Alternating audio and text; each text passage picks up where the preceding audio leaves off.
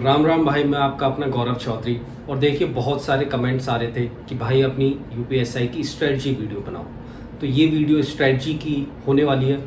और देखिए, किसी भी एग्ज़ाम को क्लियर करने के लिए पहली दो चीज़ होनी चाहिए, पेशेंस प्लस परसिवरेंस। टाइम ऐसा भी आएगा आपको लगेगा कि यार अब क्विट कर देना चाहिए, अब एक ही चीज़ को बार बार कितना पढ़ें, एग्ज़ाम क्लियर हो नहीं रहे। लेकिन अगर उस चीज़ को आपने ओवरकम कर लिया, देन आप सक्सेस को अचीव कर लेंगे।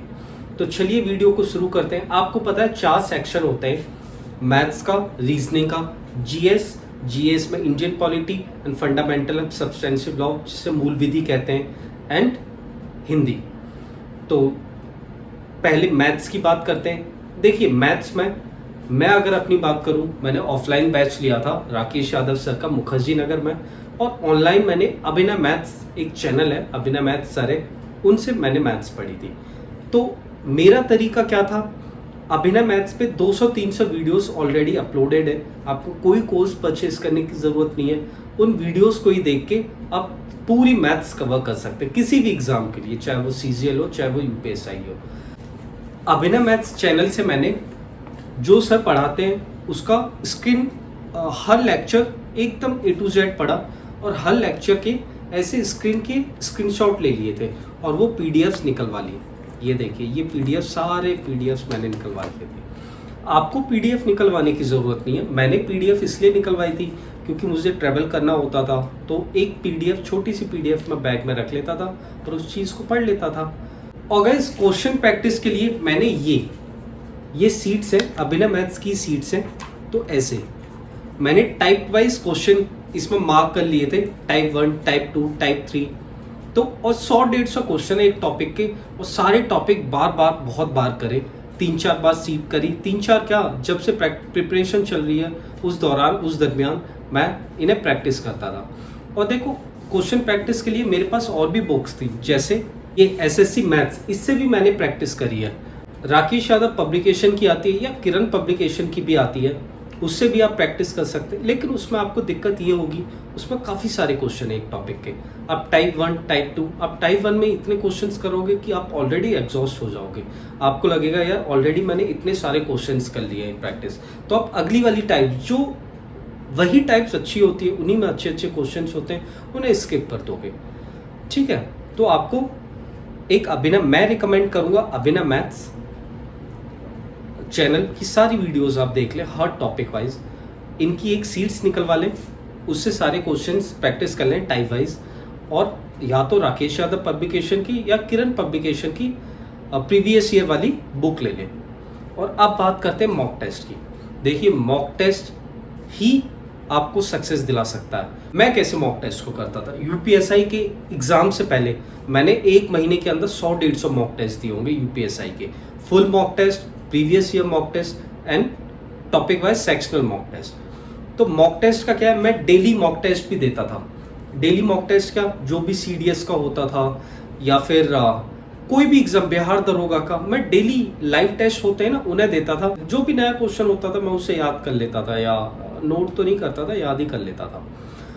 और देखिए, मॉक टेस्ट में कभी ये ना सोचे, आपको लगेगा, मुझे पता है बहुत लोग सोचते होंगे, मेरे साथ भी हुआ था, सोचते हैं कि यार एक बार पूरा सिलेबस कवर कर लेते हैं, सारी चीज़ें पढ़ लेते हैं, जब मॉक टेस्ट देंगे, नहीं तो मॉक टेस्ट हम कर नहीं पाएंगे। यार ये मत सोचो, अपने अंदर ये लाओ कि यार जितना पढ़ा है ना उसी में देखते हैं मॉक टेस्ट में कितने आते हैं, देखते हैं क्या क्या नए क्वेश्चन, और उसका एनालिसिस करो, क्या रैंक आती है।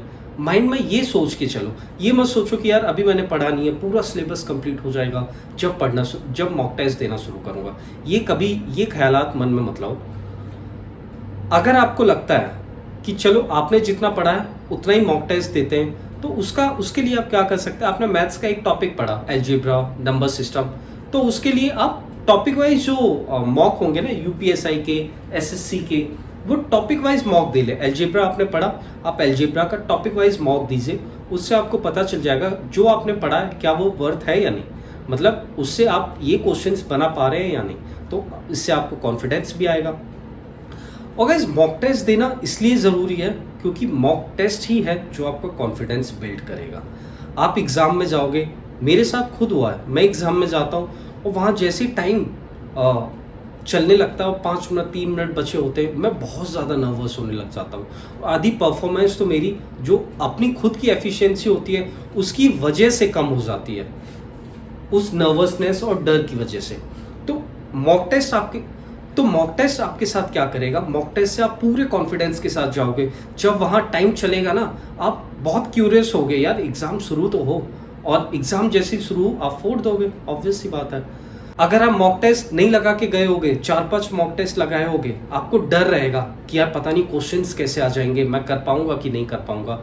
ठीक है, तो मॉक टेस्ट आप ज़रूर लगाएं। डे 1 से मॉक टेस्ट लगाएं, ये ना सोचें कि मैंने कितना पढ़ा है कितना नहीं पढ़ा।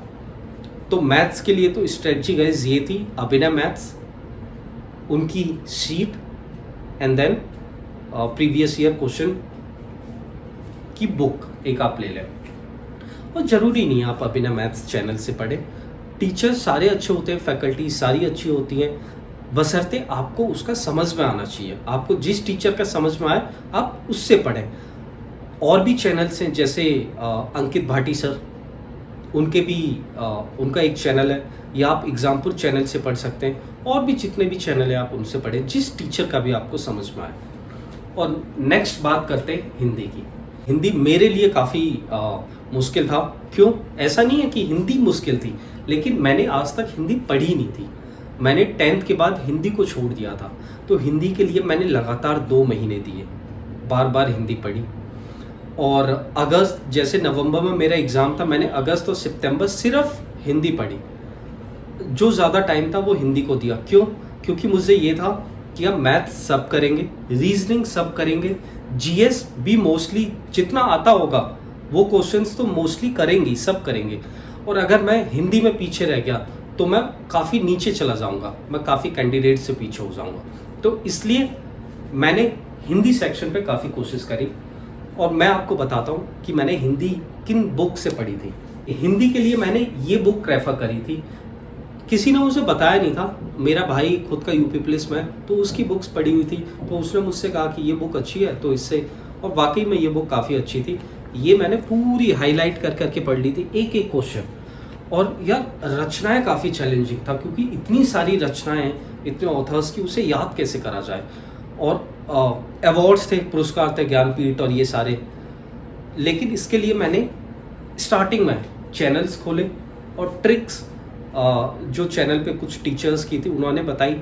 फिर मैंने अपनी भी ट्रिक्स, और बार बार रचनाएं को मैं क्या करता था, इनके ना फोटो क्लिक करके अपने टैबलेट में रख लेता था, और जब भी चलता था देखता रहता था उन्हें।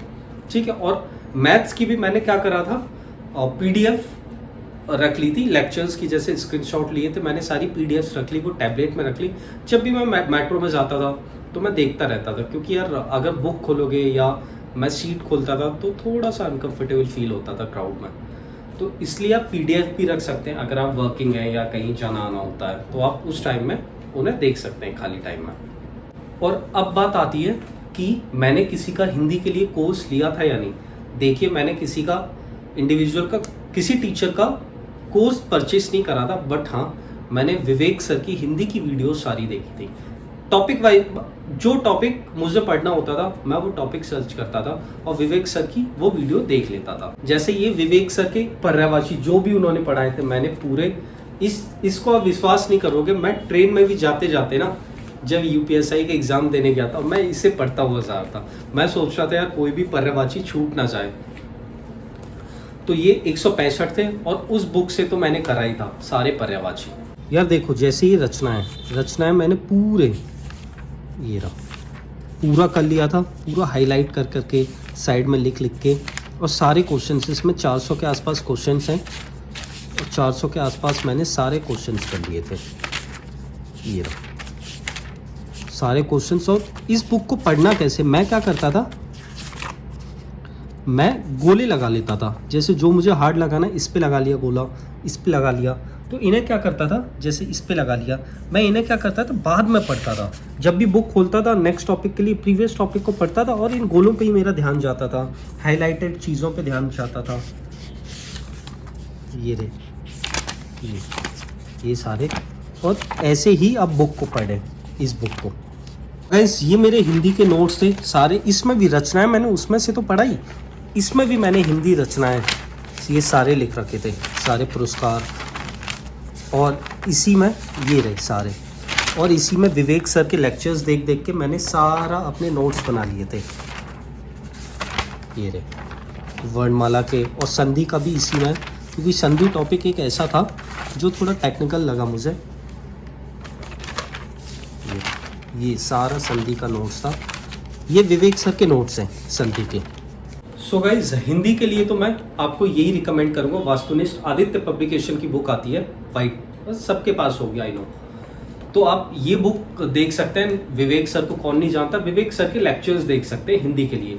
और यार मुझे एग्जाम्पल टीम से एक शिकायत है, मैंने एक रिकॉर्डेड वीडियो बैच लिया था विवेक सर का हिंदी में, हिंदी के लिए। तो उसमें रिकॉर्डेड क्लास थी यार, कुछ भी ऑर्गेनाइज नहीं था। जो वीडियो है जिस टॉपिक की, उसकी पीडीएफ ही नहीं थे। पीडीएफ 2 लेक्चर्स के दिए हुए हैं, तीसरे चौथे के थे ही नहीं। जो वीडियो है उसके पीडीएफ नहीं थे। तो इस चीज़ को अगर कोई भी एग्जाम्पल टीम से देखे तो इस चीज़ को वो इम्प्रूव करे, क्योंकि सारी चीज़ें ऑर्गेनाइज्ड होनी चाहिए स्टूडेंट के लिए। सो गाइज, अब बात करते हैं जीएस के लिए। देखिए जीएस के लिए तो मैंने पहले ही, अगर मैं अपनी बात करूं, मैंने यूपीएससी फाउंडेशन कोर्स लिया हुआ था जीएस के लिए, तो उसके नोट्स थे ऑलरेडी मेरे पास। उसके नोट्स तो मैं जब से लिया था, जब से पढ़ता ही था।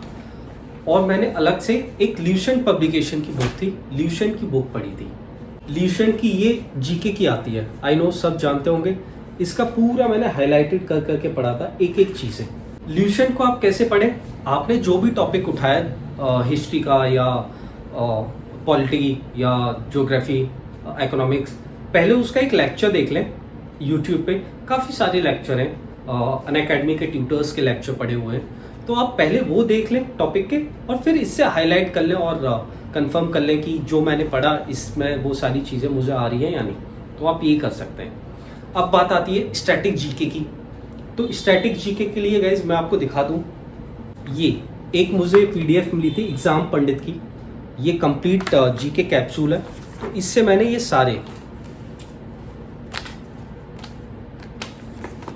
सारे हाईलाइट कर लिए थे। इसमें डैम्स, ऑर्गेनाइजेशन, ये सारी चीज़ें कवर हो गई थी, ठीक है। और एक ये थी एग्जाम पंडित की, इंडियन आर्ट एंड कल्चर। तो इससे डांस हो गए, मार्शल आर्ट्स हो गए, और फेस्टिवल, फेयर एंड फेस्टिवल, ये सारी चीज़ें कवर हो गई थी, है ना। अवार्ड्स और मिसलेनियस है लास्ट में, वन लाइनर, वो सारे कवर हो गए थे। और बात आती है गाइस पॉलिटी की। देखिए पॉलिटी के लिए मैंने अपने यूपीएससी फाउंडेशन के नोट्स पढ़े थे, ल्यूसेंट तो पढ़ी थी पॉलिटी की हर एक चीज़, और मूल विधि में भी जो घटना चक्र थी मूल विधि की, उसके लास्ट में पॉलिटी के सेक्शन था, वो भी मैंने पढ़ा था, उसके सारे क्वेश्चंस करे थे। और मैंने, हालांकि उसकी ज़रूरत नहीं थी, फिर भी मैंने लक्ष्मीकांत आती है पॉलिटी की, पूरी नहीं पढ़ी थी, कोई बुक भी नहीं ली थी, मैंने पीडीएफ डाउनलोड करी थी। और इस पीडीएफ से जब भी खाली टाइम मिलता था, टैबलेट में मैं हाईलाइट करता रहता था। सिर्फ वही टॉपिक्स, जो टॉपिक्स मैंने यूपीएसआई के उसमें लिखे हुए थे, जो जनरल टॉपिक्स होते हैं, सिर्फ उन्हें मैंने हाईलाइट कर करके पढ़ा और काफ़ी रिवाइज भी करा। हालांकि एग्ज़ाम देने के बाद मुझे समझ में आया कि मुझे उस चीज़ की नीड नहीं थी, क्वेश्चंस मोस्टली ल्यूसेंट से ही कवर हो जा रहे थे। तो आप जीएस के लिए ल्यूसेंट को रेफर कर सकते हैं, और मोर देन इनफ है ल्यूसेंट, लेकिन बहुत ईमानदारी के साथ पढ़े। और अब बात आती है फंडामेंटल एंड सब्सटेंसिव लॉस की, मतलब मूल विधि की। तो मूल विधि के लिए मैंने घटना चक्र की एक बुक ली थी, ब्लू कलर की आती है, आप सब जानते होंगे। तो उससे मैंने पूरी चीज़ें पढ़ी थी हाईलाइट करके, कुछ लेक्चर्स देखे थे। स्टार्टिंग में मैंने कोई उत्कर्ष क्लासेस में कोई सर थे लॉ वाले, उनके लेक्चर्स देख लिए थे। और हालांकि मुझे सारी चीज़ें उसमें पढ़ के, मूल विधि घटना चक्र में पढ़ के समझ में आ गई थी। हालांकि मुझे ये बुक इंग्लिश में चाहिए थी, लेकिन ये हिंदी में ही मिल पाई, तो मैंने हिंदी में ही सारे टॉपिक्स कवर करे। एग्जाम में क्या हुआ था गाइस, मैंने ये इतना डीप नहीं मैंने पढ़ा था, बट मुझे इसके लिए इतना टाइम नहीं मिला था मूल विधि के लिए। एग्जाम में क्या हुआ कि एक्ट तो आए थे, मुझे लगा था यार एक्ट का ज़्यादा से ज़्यादा क्या पूछेगा, कब लागू हुआ, और मोस्टली जो मेन धाराएं वो पूछ लेगा। लेकिन जैसे एक्ट होता है ना, SC/ST एट्रोसिटी एक्ट की भी धारा पूछ ली। तो अब कुछ एक्ट ऐसे थे जिनकी धाराएं मुझे नहीं लगता था पूछेंगे, तो मैं उन्हें स्किप करके चला गया था। तो बट एग्ज़ाम में वो आ गया था इस बार। एक्ट की भी धाराएं आ रही थी, तो आप उन्हें भी कवर कर लें जब भी आप नेक्स्ट टाइम एग्ज़ाम हो उसके लिए अगर प्रिपेयर कर रहे हैं तो गाइज ये बात होगी जीएस की। और मॉक टेस्ट तो मैं आपको स्टार्टिंग से ही, वीडियो की स्टार्टिंग से ही बता रहा हूँ, मॉक टेस्ट रेगुलर देने, कंटिन्यूस देने, और मॉक टेस्ट की एनालिसिस करनी है। ये नहीं कि आपने मॉक टेस्ट दे दिया, आपने रैंक देख लिया, आपने नंबर ऑफ अटेम्प्ट और कितने सही हुए करेक्ट क्वेश्चंस ये देख लिए, नहीं। जब तक आप एनालिसिस नहीं करोगे मॉक टेस्ट का, जब तक कोई फ़ायदा नहीं है। एनालिसिस ज़रूर करें और ये ना सोचें कि मैंने जब मैं पढ़ लूँगा, सारी चीज़ें कवर कर लूँगा, जब ही मैं मॉक टेस्ट दूंगा, ऐसा बिल्कुल ना करें। ये आपकी सबसे बड़ी गलती होगी। सो गाइज, अगला सेक्शन है रीजनिंग का। देखिए, रीजनिंग में मैंने ऐसा कोई बुक रेफर नहीं करी थी। रीजनिंग में मैंने जो मॉक टेस्ट देता था उसी से एक प्रैक्टिस हो गई थी क्वेश्चंस करने की। हालांकि उसमें स्टार्टिंग में गलत होते थे, फिर मैंने जो टॉपिक्स मुझे नहीं आते थे, जैसे डाइस हो गया, कैलेंडर हो गया, छोटे छोटे लेक्चर्स देख लिए थे स्टार्टिंग में जब मैं सीजीएल की प्रिपरेशन करने लगा था। और सीजीएल के काफ़ी सारे वो दिए थे रीजनिंग के, तो वही मिसिंग नंबर्स और ये सारी चीज़ें मुझे पता थी। हाँ, मैंने 2017 में जितने भी रीजनिंग के पेपर्स थे मैंने वो सारे लगाए तो सारे सेक्शंस के थे, लेकिन मैथ्स में मुझे लगा यार चलो ये सारी चीज़ें तो मुझे आती है, मैथ्स में तो हो जा रहा है, बट रीजनिंग में मैंने क्वेश्चंस लगाए थे। क्योंकि रीजनिंग में हुआ क्या था, 2017 में कुछ क्वेश्चंस ऐसे थे काफ़ी अच्छे थे जो बैंकिंग लेवल के थे, जैसे इनपुट आउटपुट वाला था, तो वो सारे मैंने क्वेश्चंस प्रैक्टिस करे थे और मॉक टेस्ट लगाया था प्रीवियस ईयर का, यूपीएसआई 17 वाला। तो आप भी लगा लें प्रीवियस ईयर, मॉक टेस्ट दें प्रीवियस ईयर का, और रीजनिंग आपकी हो जाएगी। आप मॉक टेस्ट से एनालिसिस करें ईमानदारी के साथ। तो दोस्तों, ये थी मेरी स्ट्रेटजी कि मैंने यूपीएसआई के लिए कैसे क्या स्ट्रेटजी फॉलो करी। मॉक टेस्ट मैं आपको वीडियो के एंड में भी बता देता हूँ, मॉक टेस्ट ज़रूर लगाएं, क्योंकि ये ही मॉक टेस्ट ही एक ऐसा जरिया है जो आपको एग्जाम में उन 2 घंटों में सक्सेस दिला सकता है। आप नर्वस नहीं होंगे, आपका कॉन्फिडेंस बूस्ट होगा मॉक टेस्ट से। इस वीडियो में इतना ही रखते हैं। और अब बात आती है, काफ़ी सारे कमेंट आते हैं स्कैम के बारे में। देखिए, स्कैम एक ऐसी चीज़ है, वो सिस्टम कुछ कर सकता है, हम उस चीज़ में कुछ नहीं कर सकते। नॉर्मलाइजेशन का हालांकि मुझे इतना आइडिया नहीं है, नॉर्मलाइजेशन कैसे होता है, क्या इसका फॉर्मूला है, बट नॉर्मलाइजेशन मेरे जानने में ऐसे हैं। एक मेरा दोस्त 302 थे जनरल कैटेगरी और 16 नंबर नॉर्मलाइजेशन मिला और फाइनल लिस्ट में उसका नाम था। एक दोस्त मेरा ऐसा था, उसके हालांकि अटैम्प्ट तो उसके 107 108 थे, लेकिन उसका डीवीपीएसटी के लिए नहीं आया था, उसका बिल्कुल भी मार्क्स नहीं बढ़े। तो नॉर्मलाइजेशन के बारे में हम कुछ नहीं कह सकते। और देखिए, जहाँ तक स्कैम की बात है, कोर्ट में ऑलरेडी पेंडिंग है और let the court decide, court को डिसाइड करने दीजिए जो भी होता है। सो दोस्तों, मैथ्स में मैंने ये बुक और रेफर करी थी, प्ले विद एडवांस मैथ, अभिनय मैथ्स की। इससे आप नंबर सिस्टम और एल्जेब्रा आपका कवर हो जाएगा। और हालांकि मेंसुरेशन भी आया था, तो मेंसुरेशन भी कवर हो जाएगा। और अगर आप सीजीएल की कर रहे हैं तो सीजीएल, ट्रिको और ज्योमेट्री है, तो वो तो आपको पता ही है। दोस्तों, इस वीडियो में इतना ही रखते हैं। ये थी मेरी कंप्लीट स्ट्रेटजी, मैंने क्या फॉलो करी थी। और आपका कोई भी कमेंट्स या आपकी कोई भी क्वेरीज होती हैं, आप वीडियो के नीचे कमेंट कर सकते हैं और हमें ज़रूर बताएं कि आपको वीडियो कैसी लगी। आपने लास्ट तक ये वीडियो देखी है तो चैनल को सब्सक्राइब करना ना भूलें। और जो भी आपके दोस्त यूपी कांस्टेबल या यूपीएसआई के लिए प्रिपरेशन कर रहे हैं, उन्हें भी आप भेज सकते हैं। तो इस वीडियो में इतना ही, और मिलते हैं अगली वीडियो में। और जो भी आपकी क्वेरीज होती हैं उसे आप कमेंट करें, कमेंट ज़रूर करें, हम उसके लिए अगली वीडियो बनाएंगे। ठीक है दोस्तों, वीडियो यहीं ख़त्म करते हैं। नमस्कार।